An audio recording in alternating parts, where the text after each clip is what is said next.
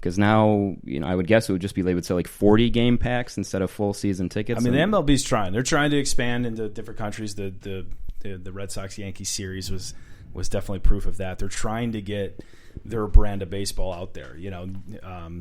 I don't know. You see it the NFL does the same thing. Yeah, NFL, NBA, all the other sports are doing it. Yeah. So they're just following suit. I think so. But I think they're trying to take it to an extreme though. Like sure. Yeah, splitting between two different countries and two different cities. That's Well, the Bills didn't the Bills do that for a couple of years? Well, the Bills half their home games in Toronto or 2 games. No, I know they'll play like a game or two in Toronto. Yeah, and then they kind of stopped that because I don't think Canadians really care for football. Right, which again wasn't that huge of a deal because we're so close. Right, exactly. It's an hour and a half drive. Right, so that would work. But no diehard. I don't even know if there's such a thing as a diehard Rays fan. I think there's like 3 of them. Three, maybe 4. One of them is like Evan Longoria's mom, who doesn't even play for Tampa anymore. So like Blake Snell's mother or something. She may travel to Canada. I don't know. There's a whole passport situation they got to worry about now too. I just don't see. I don't know. I think that's bad for a fan base. I think it's bad for a specific team. I'm okay with doing what they're doing. Putting some series and some series in other countries, there's nothing wrong with that. But to transplant a team for half of the year into another country, far away from your home team, just doesn't. I don't know. It doesn't seem like it would jive for me. I wouldn't be happy with it. Okay, hey, I just wanted to get your thoughts on that one. I thought it was interesting when I read the story. Definitely interesting. Yeah, and I mean, if they pull it off, man, shit, more power to them. All right, back on track here. NL Central. And you guys were just talking about it before we started the show. It's literally up for grabs. Like literally anybody can win this division right now. The worst team in the division is Cincinnati at 41-46, and the best team is Chicago at 47-43. Who wins it? What the fuck? What's going on here? The Yankees. The Yankees will probably pull it out. They got really good pitching. So I was like, no. For me here, I don't know. I think St. Louis. I think St. Louis comes out on the top of the scrap heap here. I think Chicago's really good, of course. Milwaukee, I don't have a ton of faith in. For me, it's just something about the St. Louis for the longest time has been like the Patriots of the NL Central, I suppose you could say. They've just been a team that somehow keeps getting there. Even when their roster doesn't look like it's that great, they've got a ton of underrated players there. I think Matt Carpenter is super underrated. I think that Paul DeJong, have you seen? He's super underrated. Yeah, he's underrated. You have a lot there, a lot to like. Even guys before, like there's a pitcher who's doing pretty well. Lance Lynn came up through St. Louis, and he was criminally underrated there. It's a very underrated city. I think a lot of their whole system is very underrated. We're big into prospecting because of our Dynasty Baseball League that we do. So I get into like knowing who the top prospects of the game are. Rarely is there like a huge St. Louis Cardinals prospect that comes up, but every time they get these guys from their minor leagues to come up to the major league club, they produce and they become all-stars, and they're very quietly under the radar. But this division, the division's tough. I agree with you, Ed. I don't have much faith in Milwaukee. I don't. They've got a lot of players underperforming there. You look at a Travis Shaw and a Jesus Aguilar. I mean, Aguilar had 30-something home runs last year, and I don't even think he's in double digits yet. Oh, wow. Shaw can't hit lefties, can't stay healthy. So their pitching staff has always been weak, too. Luckily, they've got a couple, obviously star power players with Yelich and Kane, and Moustakas has been playing really well this year. But I agree, Ed. I don't know if I have as much faith as I should in Milwaukee. But I could say that about all 3 of those teams right there. I think Pittsburgh and Cincinnati they don't have it. They're not going to be major buyers at the trade deadline. I think they'll kind of stay at the bottom. Pittsburgh actually, with that record, has been solid. I just don't see him competing in that division. It's a 3-way race. I'm going to go with the Cubs. I think the Cubs stick. They've got the pitching. They've got 4 pretty solid starters. They've got the hitting. Joe Madden's a crazy scientist when it comes to putting lineups together and getting the best out of his players. So I think I'm going to go with the Cubs, and we'll write that one down and see what Ed and I like to do this. So we'll see who was right between the Cardinals and the Cubs. Yeah, I think Joe, my favorite point that he brought up there was actually something we didn't mention too much when we were doing the rest of the divisions, is that you got to kind of determine who's going to be a buyer and who's going to be a seller at the deadline. I think we had maybe planned on talking about that a little bit later, but just as a little preview here, you really have to stop and think, like, the interesting teams in particular are the ones that are kind of hovering right where this entire division is hovering right now, right? Milwaukee, St. Louis, Pittsburgh.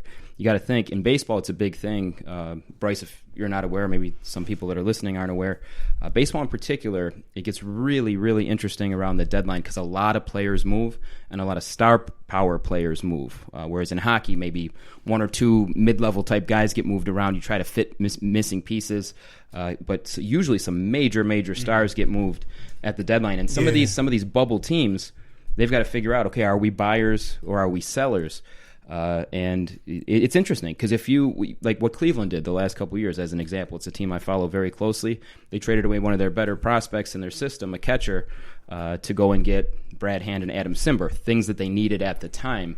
And if those moves don't pay off, you kind of, in baseball more than any other sport, you kind of mortgage your future to try to win now. And that's why I think the NL Central for me is going to be really interesting because you have, aside from the Cubs, who I think are probably going to be buyers, you have three teams that are going to have to decide, are we all in right now or are we going to maybe fade back a little? I think the Brewers are buyers. I think the Cubs and the Brewers are probably going to be your two teams that are buyers. St. Louis never really does too much at the deadline. I don't know if their track record is they kind of go with what they got.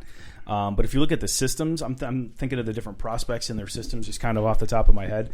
The Cubs and Milwaukee probably have the most talent to work around to kind of get those big players to come in. So I think that puts St. Louis at a little bit of a disadvantage there because I think Chicago and Milwaukee can as Ed put it, mortgage their future a little bit better. They've got some star power prospects more so than the Cardinals do right now.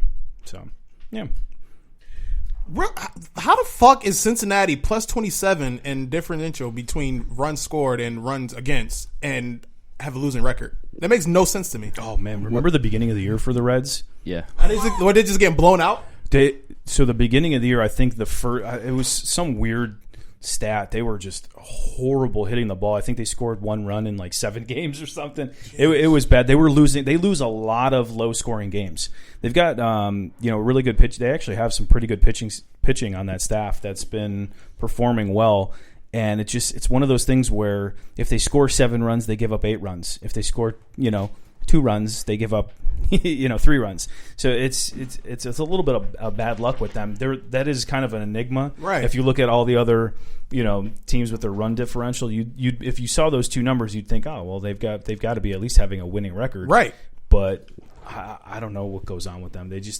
I know in the beginning here that was their excuse. They just could not hit the ball. Well, I think one of the things that helps to explain it, I'm just looking at this now for the first time, but I'm showing that they have actually given up the fewest runs in baseball, which is a surprise to me. In a pitcher's park there. In a big-time pitcher's park. So I can't... Yeah, that's really bizarre. And then they've also scored some of the fewest runs this year. Mm-hmm. They're just about on the bottom of the National League, and they'd be one of the worst teams in the American League as well. So it's interesting. I think, you win a couple of blowout games, and you lose a couple really close ones, and then all of a sudden you find yourself having outscored your opponents and still having a losing record. So you don't see that very often. That's probably about the first time I've seen that. Yeah, I looked at it. I was like, what the hell what is that? That makes no sense to me. But all right. And then finally here in West, Dodgers, they're the best record in baseball right now, 16-31, and nobody's close. Nobody's close like that. Yeah. So Dodgers pretty much are going to win that division running away. Yep, that's it. That's all we need to talk about. That's it. I don't know where else Thanks to go for coming out. Colorado got Yelich, and he leads the league in home runs so far, right? No, Milwaukee has Yelich. Who am I thinking of? Arenado, maybe? Arenado, yeah, that's what I'm thinking of. Okay. Oh, such a good player too. It's a shame he's been on that Rockies team for so long. He's the National League's version of Mike Trout, just a cornerstone of that franchise, and they just can't seem to put enough talent around him to do anything. It'd be interesting to see. What'd be cool to see is if one of these teams can squeak out to get into the playoffs. I think Arizona's been surprisingly good. San Diego's been surprisingly good, and Colorado's probably been a little bit worse than what I thought they'd be, and that's kind of why you find them grouped up there. See, I think San Diego's actually been a disappointment this year. They went out and they They brought in Machado. They spent a lot of money to get these guys, and they've been a little bit of a disappointment, I think. Well, I think for me, what makes them a surprise, I thought adding Machado was a nice start, and I thought maybe they could be good in a couple of years. I didn't expect much out of them, and I think that they've actually had some players overperforming. They're like Franmil Reyes is overperformed. Yeah. Fernando Tatis, he's going to be good. Probably could be your rookie of the year. It's going to be tough to beat Alonso, but I mean he's in the conversation, so that's interesting. But I think it's the Dodgers too. If we're talking about young stars, like we were talking about a little bit earlier. I mean Bellinger. Yeah. I mean everyone kind of thought he was going to be good, but I don't know that anyone saw this coming. 30 home runs at the break. I mean the 30 is a great season. You get 30 home runs a year for your career. You can pretty much punch your ticket to the Hall of Fame. So for him sitting there at the All-Star break's incredible. And to pair it with a .350 batting average is unbelievable. You know what I mean? Yeah. A lot of the game today is either, it's boom or bust. You're either striking out or you're hitting home runs. This guy's putting the ball in play, too. He's hitting 3-4. He was flirting with 400 for the first couple months of the season. And he's hitting .350 now after he's cooled off. Wow. Cooled down to .350 right. With that 30 home runs. Dodgers are an insane team. You look at them, too, with their pitching staff. They've got 3 stud pitchers at the top of that. They're going to be – a lot of people say that's the kind of the pick to go with the experts. This is the Dodgers' year. They haven't been able to fully put it together. They've been at the cusp for the past couple of years. People say that this is going to be their year. There's no one in this division that's going to catch them. I think, like Ed said, maybe one of these teams catches a wild card spot. If anything, I'd say Colorado out of that. I don't think Arizona will – I don't know. I think they're way overperformed. Mm-hmm. They've got a couple guys that, if you look at the all-star lineups, you see a guy named Ketel Marte. He was just kind of he's taken the Francisco Lindor path, to use kind of an Ed's reference. He's this little tiny. He used to be a shortstop. I think they have him in the outfield now. He's 25, 26 home runs. I mean, he's just I don't get it with these guys. They all of a sudden are becoming these sluggers. I don't see them keeping up that 500 pace. They kind of been overperforming. I think if anything, Colorado or San Diego maybe competes for a wild card position, but no one's catching the Dodgers. Yeah, San Diego, from what I be reading on articles and whatnot, they say San Diego is one of those teams of the future. Like the Machado, like you said, Ed, like the Machado signing was sort of like that bridge where, okay, we're going to start competing sooner rather than later. Yeah, but I think that Machado signing was important for them because he fits with the rest of that roster. People forget he's still really young. Mm-hmm. I want to say he's like 26 years old or something like that. So right. we may not have even seen Manny Machado's prime yet. And that's what I said. When I talk about some of these young players, the way they're playing at 23, 24, 25 years old, it's unbelievable to see what these guys are maybe capable of. Once they actually hit their prime, it's incredible. Yeah, and Machado did a really cool thing with Fernando Tatis Jr. is their shortstop. This young kid, really young, 20, 21 years old. They weren't going to. Do you remember the story? Yeah. They were going to. A lot of these guys, they never make it, out of camp because baseball has weird rules with paying them. They can get an extra year of control on them if they wait to call them up before a certain time. Who's it? I think Hosmer and Machado, was it? I think yep. Eric Hosmer, the first baseman, and Machado took out the general manager to dinner and said, "We're not leaving this table until you promise us that Fernando Tatis Jr. makes the opening day roster." So I think Machado's been. That's what's up. Yeah, I mean, that's what's up. But, and I feel like that's always. I always think it's a disservice to baseball where you're keeping this talent in the minors for just for money purposes. Right, it's bullshit. You're right. Yeah, like put your best team out there. We want to see your best team. Right. I understand it's a business, but I was actually surprised that the owner said all right and did it, and I mean he's flourishing. Like Ed said, he's definitely, him and Alonso are the top 2 for NL Rookie of the Year, and they've got a ton of good talent in that system in the minors now. Yeah, ton of good arms, lots of great pitching, some hitters. San Diego definitely is their team in the future, but I also think that they want to win now as well. They do have a couple guys that can help them win now, I think. Okay, you hear that, San Diego fans? Yeah. May not be now, but in the future, it's going to be yours. We mentioned it. Yeah, I mentioned it earlier before we, got off of the NL Central. We was talking about like a trade deadline, and I just want to get your opinions on that one real quick before we move forward. Who are some players that you think can be on the move to contending teams? I'll start, and I will take the honor of taking the obvious ones and give Joe all the heavy lifting here. I think there's two names that are out there as far as pitching is concerned, Madison Bumgarner and Marcus Stroman. That's Madison Bumgarner currently with the Giants and Marcus Stroman currently with the Blue Jays. Those are two teams that are not in contention, that are going to be losing team control of these guys very soon, and those are going to be your marquee guys, I think. Both of them